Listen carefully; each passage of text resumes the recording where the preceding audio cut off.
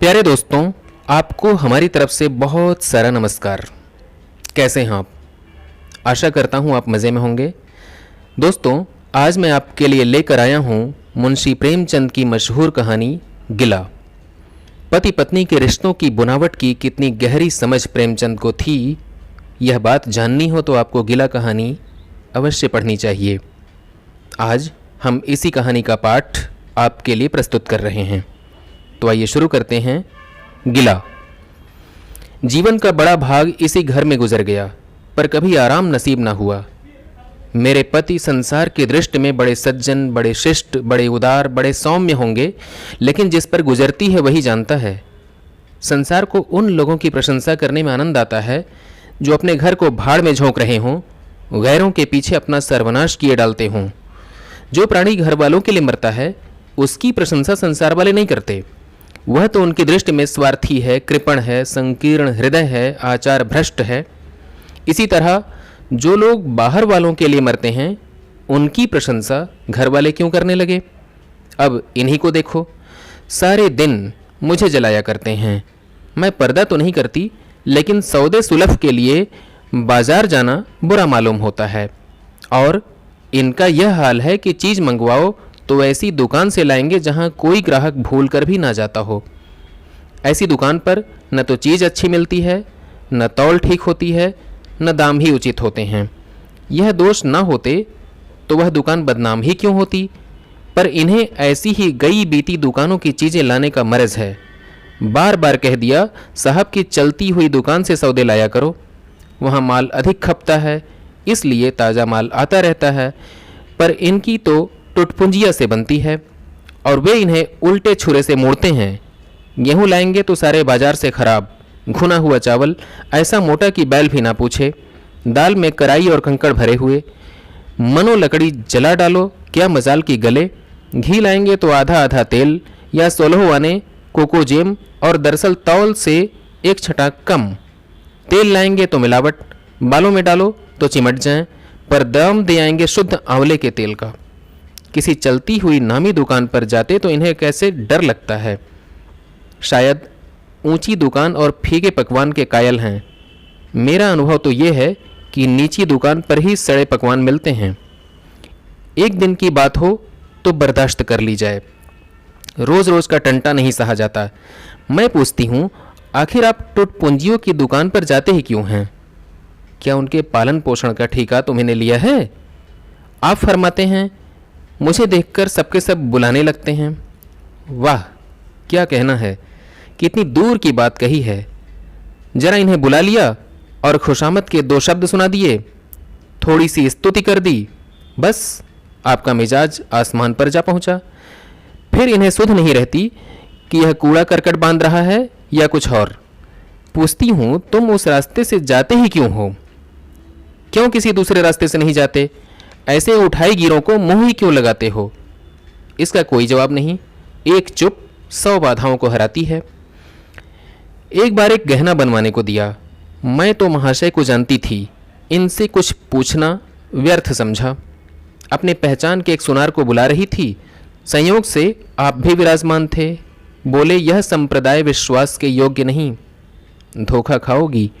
मैं एक सुनार को जानता हूँ, मेरे साथ का पढ़ा हुआ है, बरसों साथ साथ खेले हैं, वह मेरे साथ चालबाजी नहीं कर सकता। मैंने भी समझा, जब इनका मित्र है और वह भी बचपन का, तो कहाँ तक दोस्ती का हक ना निभाएगा। सोने का एक आभूषण और 100 रुपये इनके हवाले किए।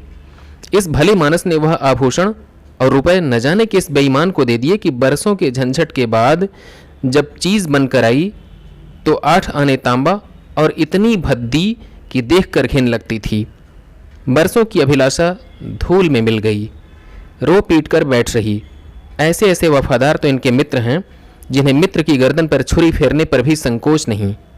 इनकी दोस्ती भी उन्हीं लोगों से है जो जमाने भर के जट्टू, गिरहकट, लंगोटी में फाक खेलने वाले फाके मस्त हैं, जिनका उद्यम ही इन जैसे आंख के अंधों से दोस्ती गांठना है।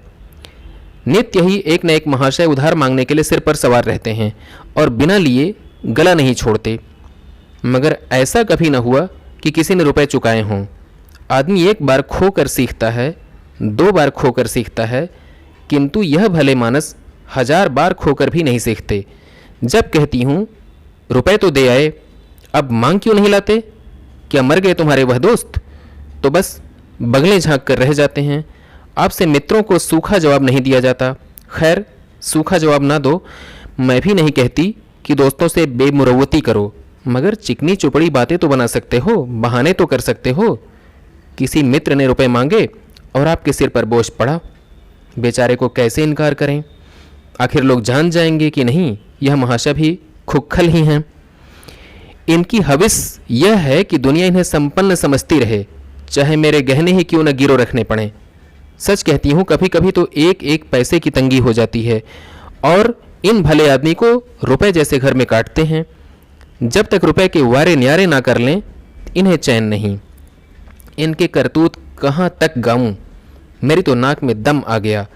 एक न एक मेहमान रोज यमराज की भांति सिर पर सवार रहते हैं। न जाने कहाँ के बेफिक्रे इनके मित्र हैं।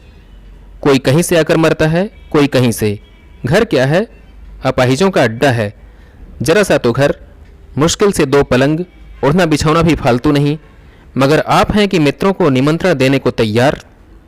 आप तो अतिथि के साथ लेटेंगे, इसलिए इन्हें चारपाई भी चाहिए, ओढ़ना बिछौना भी चाहिए, नहीं तो घर का पर्दा खुल जाए। जाता है मेरे बच्चों के सिर। गर्मियों में तो खैर कोई मुजायका नहीं, लेकिन जाड़ों में तो ईश्वर ही याद आते हैं। गर्मियों में भी खुली छत पर तो मेहमानों का अधिकार हो जाता है। अब मैं बच्चों को लिए पिंजड़े में पड़ी फड़फड़ाया करूं। इन्हें इतनी समझ भी नहीं कि जब घर की यह दशा है तो क्यों ऐसे मेहमान बुलाए जाएं जिनके पास कपड़े लत्ते तक नहीं। ईश्वर की दया से इनके सभी मित्र इसी श्रेणी के हैं। एक भी ऐसा माई का लाल नहीं जो समय पड़ने पर धेले से भी इनकी मदद कर सके।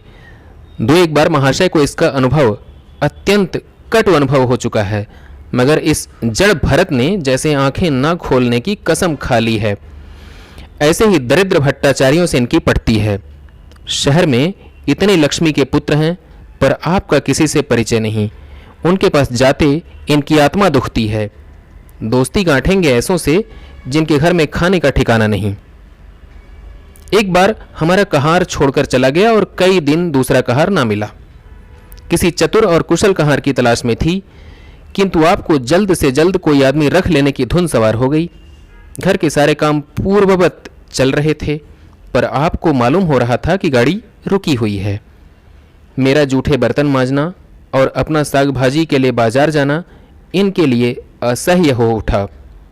एक दिन जाने कहाँ से एक बांगड़ू को पकड़ लाए। उसकी सूरत कह देती थी कि कोई जंगलू है, मगर आपने उसका ऐसा बखान किया कि क्या कहूँ।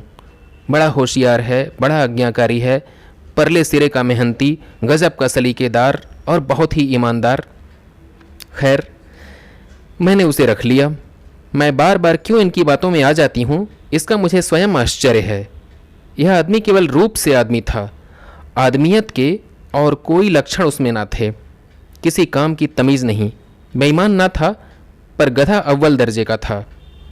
बेईमान होता तो कम से कम इतनी तस्कीन तो होती कि खुद खा जाता है। अभागा दुकानदारों के हाथों लुट जाता था। 10 तक की गिनती उसे ना आती थी। 1 रुपया देकर बाजार भेजूं तो संध्या तक हिसाब न समझा सके। क्रोध पी पी कर रह जाती थी। रक्त खौलने लगता था कि दुष्ट के कान उखाड़ लूं, मगर इन महाशय को उसे कभी कुछ कहते नहीं देखा। डांटना तो दूर की बात है। आप नहा धोकर धोती छांट रहे हैं और वह दूर बैठा तमाशा देख रहा है। मैं तो बच्चा का खून ही पी जाती, लेकिन इन्हें ज़रा भी गम नहीं। जब मेरे डांटने पर धोती छाटने जाता भी तो आप उसे समीप न आने देते, बस उसके दोषों को गुण बनाकर दिखाया करते थे, और इस प्रयास में सफल न होते तो दोषों पर पर्दा डाल देते थे। मूर्ख को झाड़ू लगाने की तमीज़ न थी। मर्दाना कमरा ही तो सारे घर में एक ढंग का कमरा है। उसमें झाड़ू लगाता तो इधर की चीज़ उधर, ऊपर की नीचे, मानो कमरे में भूकंप आ गया हो। और गर्द का यह हाल कि सांस लेना कठिन, पर आप शांतिपूर्वक कमरे में बैठे हैं जैसे कोई बात ही नहीं। एक दिन मैंने उसे खूब डांटा, कल से ठीक ठीक झाड़ू ना लगाई तो कान पकड़कर निकाल दूंगी। सवेरे सोकर उठी तो देखते हूँ कि कमरे में झाड़ू लगी हुई है और हर एक चीज़ करीने से रखी हुई है। गर्द गुबार का नाम नहीं। मैं चकित होकर देखने लगी तो आप हंसकर बोले, देखती क्या हो, आज घूरे ने बड़े सवेरे झाड़ू लगाई है। मैंने समझा दिया। तुम ढंग से बताती ही नहीं, उल्टे डांटने लगती हो। मैंने समझा, खैर दुष्ट ने कम से कम एक काम तो सलीके से किया। अब रोज़ कमरा साफ सुथरा मिलता। घूरे मेरी दृष्टि में विश्वासी बनने लगा। संयोग की बात, एक दिन मैं ज़रा मामूल से सवेरे उठ बैठी और कमरे में आई तो क्या देखती हूँ कि घूरे द्वार पर खड़ा है और आप तन मन से कमरे में झाड़ू लगा रहे हैं। मेरी आंखों में खून उतर आया। उनके हाथ से झाड़ू छीनकर घूरे के सिर पर जमा दी। हरामखोर को उसी दम निकाल बाहर किया। आप फरमाने लगे, उसका महीना तो चुका दो। वाहरी समझ, एक तो काम न करे, उस पर आंखें दिखाए, उस पर पूरी मजूरी भी चुका दूं। मैंने एक कौड़ी भी ना दी। एक कुर्ता दिया था, वह भी छीन लिया। इस पर जड़ भरत महाशय मुझसे कई दिन रूठे रहे, घर छोड़कर भागे जाते थे, बड़ी मुश्किलों से रुके। ऐसे ऐसे भोंदू भी संसार में पड़े हुए हैं। मैं ना होती तो शायद अब तक इन्हें किसी ने बाजार में बेच दिया होता। एक दिन मेहतर ने उतारे कपड़ों का सवाल किया। इस बेकारी के ज़माने में फालतू कपड़े तो शायद पुलिस वालों या रईसों के घर में हों, मेरे घर में तो जरूरी कपड़े भी काफ़ी नहीं। आपका वस्त्रालय एक बक्ची में आ जाएगा, जो डाक के पार्सल से कहीं भेजा जा सकता है। फिर इस साल जाड़ों के कपड़े बनवाने की नौबत ना आई।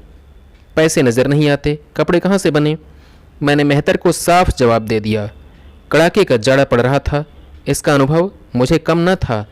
गरीबों पर क्या बीत रही है, इसका भी मुझे ज्ञान था। लेकिन मेरे या आपके पास खेद के सिवा इसका और क्या इलाज है। जब तक समाज का यह संगठन रहेगा, ऐसी शिकायतें पैदा होती रहेंगी।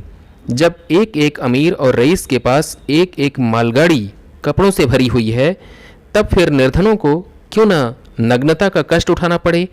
खैर, मैंने तो मेहतर को जवाब दे दिया। आपने क्या किया कि अपना कोट उठाकर उसको भेंट कर दिया। मेरी देह में आग लग गई। इतनी दानशील नहीं हूँ कि दूसरों को खिलाकर आप सो रहूं। देवता के पास यही एक कोट था। आपको इसकी जरा भी चिंता न हुई कि पहनेंगे क्या। यश के लोभ ने जैसे बुद्धि ही हर ली हो। मेहतर ने सलाम किया, दुआएं दी और अपनी राह ली। आप कई दिन सर्दी से ठिठुरते रहे। प्रातःकाल घूमने जाया करते थे, वह बंद हो गया। ईश्वर ने उन्हें हृदय भी एक विचित्र प्रकार का दिया है। फटे पुराने कपड़े पहनते आपको जरा भी संकोच नहीं होता।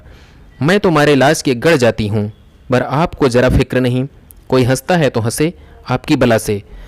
अंत में जब मुझसे न देखा गया तो एक कोट बनवा दिया। जी तो जलता था कि खूब सर्दी खाने दूं, पर डरी कि कहीं बीमार पड़ जाए तो और बुरा हो। आखिर काम तो उन्हीं को करना है। महाशय अपने दिल में समझते होंगे मैं कितना विनीत, कितना परोपकारी हूँ। शायद इन्हें इन बातों पर गर्व हो। मैं इन्हें परोपकारी नहीं समझती, न विनीत ही समझती हूँ। यह जड़ता है, सीधी सादी निरीहता। जिस मेहतर को आपने अपना कोट दिया, उसे मैंने कई बार रात को शराब के नशे में मस्त झूमते देखा है और आपको दिखा भी दिया है। फिर दूसरों की विवेकहीनता की पुरौती हम क्यों करें। अगर आप विनीत और परोपकारी होते तो घर वालों के प्रति भी तो आपके मन में कुछ उदारता होती, या सारी उदारता बाहर वालों के लिए ही सुरक्षित है। घर वालों को उसका अल्पांश भी ना मिलना चाहिए। मेरी इतनी अवस्था बीत गई, पर इस भले आदमी ने कभी अपने हाथों से मुझे एक उपहार तक न दिया। बेशक मैं जो चीज़ बाजार से मंगाऊं, उसे लाने में इन्हें ज़रा भी आपत्ति नहीं। बिल्कुल उज्र नहीं, मगर रुपए मैं दे दूं, यह शर्त है। इन्हें खुद कभी यह उमंग नहीं होती। यह मैं मानती हूं कि बेचारे अपने लिए भी कुछ नहीं लाते। मैं जो कुछ मंगवा दूं, उसी पर संतुष्ट हो जाते हैं। मगर आखिर आदमी कभी कभी शौक की चीज़ें चाहता ही है। अन्य पुरुषों को देखती हूँ, स्त्री के लिए तरह तरह के गहने, भांति भांति के कपड़े, शौक श्रृंगार की वस्तुएं लाते रहते हैं। यह इस व्यवहार का निषेध है। बच्चों के लिए भी मिठाइयाँ, खिलौने, बाजे शायद जीवन में एक बार भी ना लाए हों। शपथ भी खा ली है, इसलिए मैं तो इन्हें कृपण कहूँगी, अरसिक कहूँगी, हृदय शून्य कहूँगी, उदार नहीं कह सकती। दूसरों के साथ इनका जो सेवा भाव है, उसका कारण है इनका यश लोभ और व्यावहारिक अज्ञानता। आपके विनय का यह हाल है कि जिस दफ्तर में आप नौकर हैं, उसके किसी अधिकारी से आपका मेल जोल नहीं। अफसरों को सलाम करना तो आपकी नीति के विरुद्ध है। नज़र या डाली तो दूर की बात है। और तो और कभी किसी अफसर के घर नहीं जाते। इसका खामियाजा आप ना उठाएं तो कौन उठाए। औरों को रियायती छुट्टियां मिलती हैं, आपका वेतन कटता है। औरों की तरक्कियां होती हैं, आपको कोई पूछता भी नहीं। हाजिरी में 5 मिनट की भी देरी हो जाए तो जवाब पूछा जाता है। बेचारे जी तोड़कर काम करते हैं, कोई बड़ा कठिन काम आ जाता है तो इन्हीं के सिर मढ़ा जाता है, इन्हें ज़रा भी आपत्ति नहीं। दफ्तर में इन्हें घिस्सू पिस्सू आदि उपाधियां मिली हुई हैं, मगर पड़ाव कितना ही बड़ा ये मार लें, इनके भाग्य में वही सूखी घास लिखी है। यह विनय नहीं है, स्वाधीन मनोवृत्ति भी नहीं है।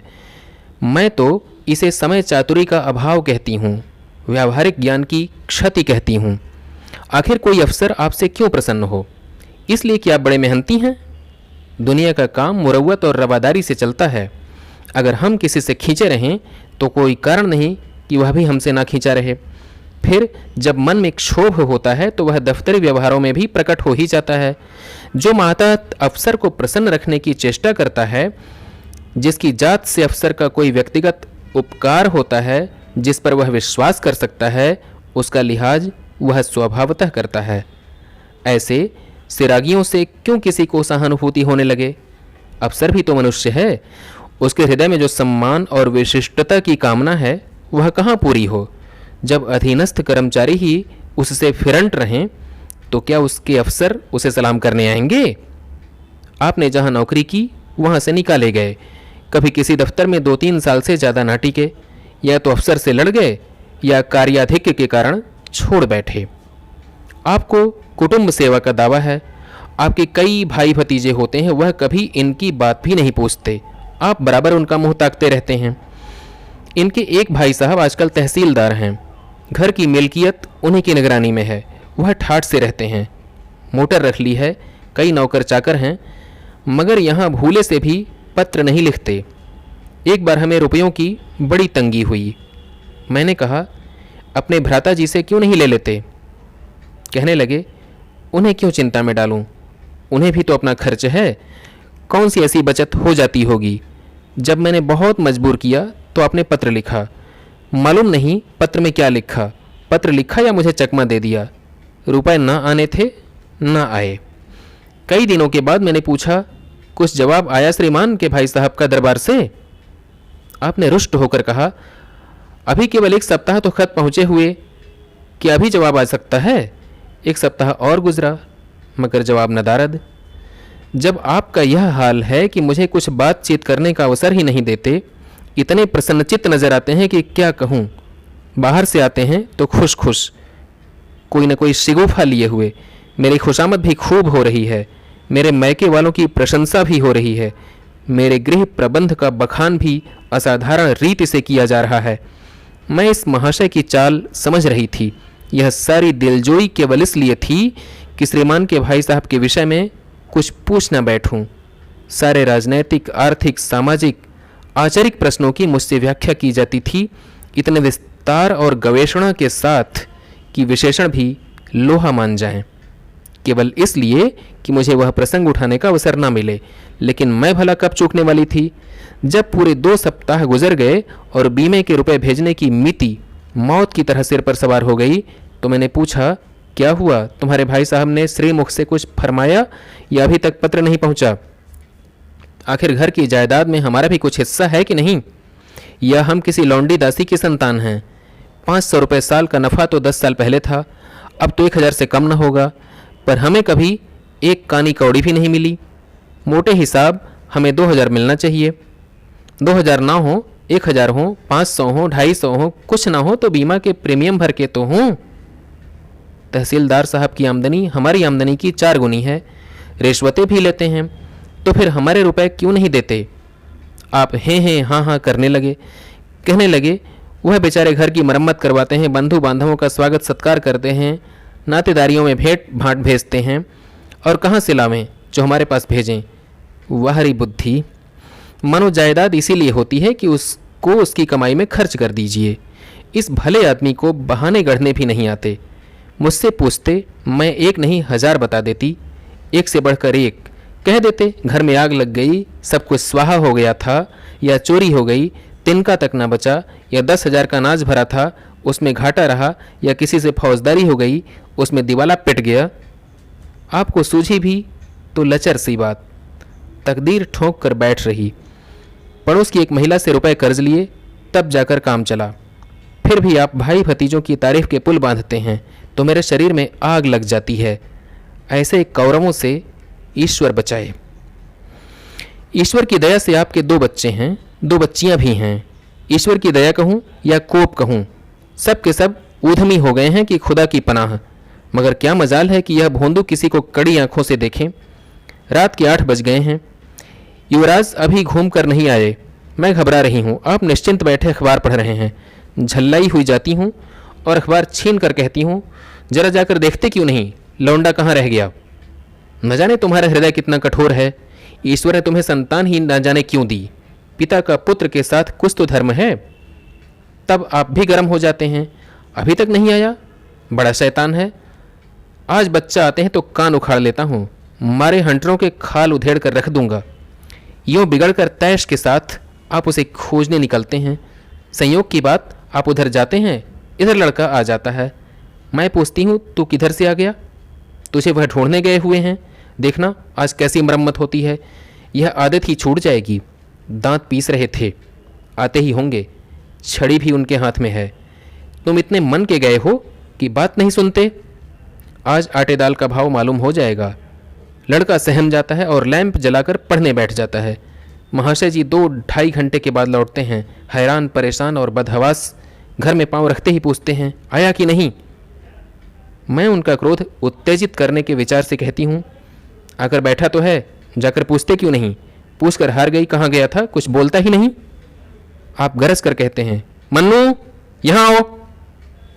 लड़का थर थर कांपता हुआ आकर आंगन में खड़ा हो जाता है। दोनों बच्चियां घर में छिप जाती हैं कि कोई भयंकर कांड होने वाला है।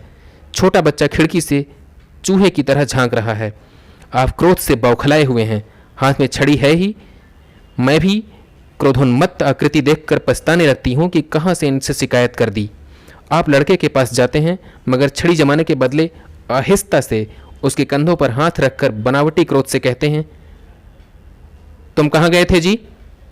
मना किया जाता है, मानते नहीं हो। खबरदार, जो अब भी इतनी देर होती। आदमी शाम को घर चला जाता है या मटरगश्ती करता है।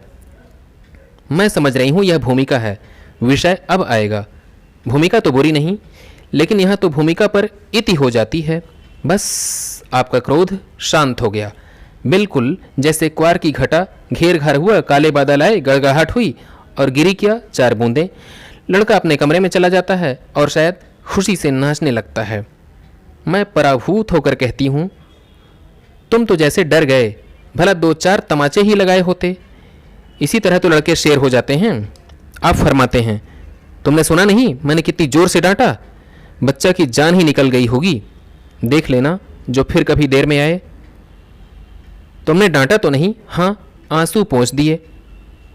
तुमने मेरी डांट सुनी नहीं? क्या कहना है आपकी डांट का? लोगों के कान बहरे हो गए। लाओ तुम्हारा गला सहला दूं। आपने एक नया सिद्धांत निकाला है कि दंड देने से लड़के खराब हो जाते हैं। आपके विचार से लड़कों को आज़ाद रहना चाहिए, उन पर किसी तरह का बंधन, शासन या दबाव नहीं होना चाहिए। आपके मत से शासन बालकों के मानसिक विकास में बाधक होता है। इसी का यह फल है कि लड़के बेनकेल के ऊंट बने हुए हैं। कोई 1 मिनट भी किताब खोलकर नहीं बैठता। कभी गुल्ली डंडा है, कभी गोलियां, कभी कनकौए। श्रीमान भी लड़कों के साथ खेलते हैं। 40 साल की उम्र और लड़कपन इतना। मेरे पिताजी के सामने मजाल थी कि कोई लड़का कनकौआ उड़ा ले या गुल्ली डंडा खेल सके। खून पी जाते। प्रातःकाल से लड़कों को लेकर बैठ जाते थे। स्कूल से ज्यों ही लड़के आते फिर ले बैठते थे। बस संध्या समय आधे घंटे की छुट्टी देते थे। रात को फिर जोर देते। यह नहीं कि आप तो अखबार पढ़ा करें और लड़के गली गली भटकते फिरें। कभी कभी आप सींग कटाकर बछड़े बन जाते हैं, लड़कों के साथ ताश खेलने बैठा करते हैं। ऐसे बाप का भला लड़कों पर क्या रौब हो सकता है। पिताजी के सामने मेरे भाई सीधे ताक नहीं सकते थे। उनकी आवाज़ सुनते ही तहलका मच जाता था। उन्होंने घर में कदम रखा और शांति का साम्राज्य हुआ। उनके सम्मुख जाते लड़कों के प्राण सूखते थे। उसी शासन की यह बरकत है कि सभी लड़के अच्छे अच्छे पदों पर पहुंच गए। हाँ, स्वास्थ्य किसी का अच्छा नहीं है। तो पिताजी का ही स्वास्थ्य कौन बड़ा अच्छा था। बेचारे हमेशा किसी न किसी औषधि का सेवन करते रहते थे। और क्या कहूँ, एक दिन तो हद ही हो गई। श्रीमान जी लड़कों को कनकौआ उड़ाने की शिक्षा दे रहे थे कि यों घुमाओ, यों गोता दो, यों खींचो, यों ढील दो। ऐसा तन मन से सिखा रहे थे कि मानो गुरु मंत्र दे रहे हों। उस दिन मैंने इनकी ऐसी खबर ली कि याद करते होंगे, तुम कौन होते हो मेरे बच्चों को बिगाड़ने वाले?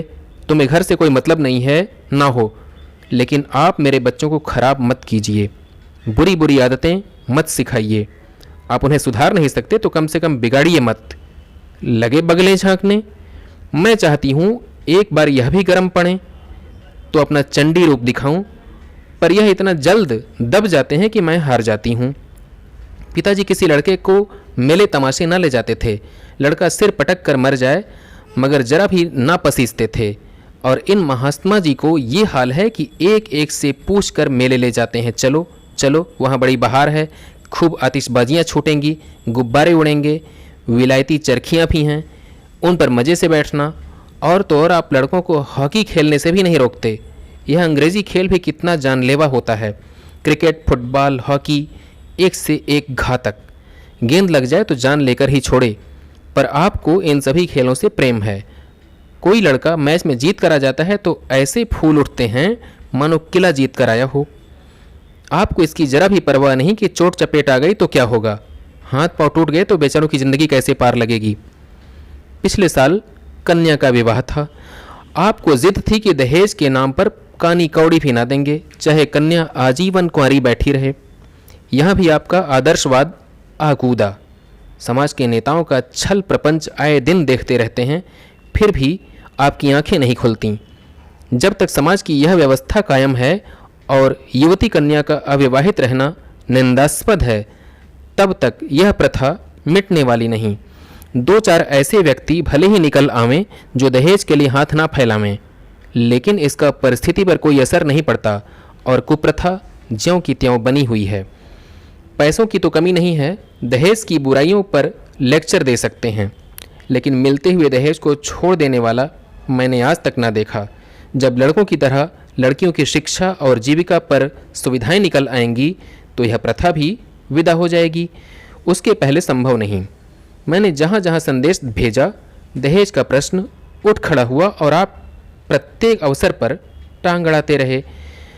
अब इस तरह पूरा साल गुजर गया और कन्या को 17वां लग गया तो मैंने एक जगह बात पक्की कर ली।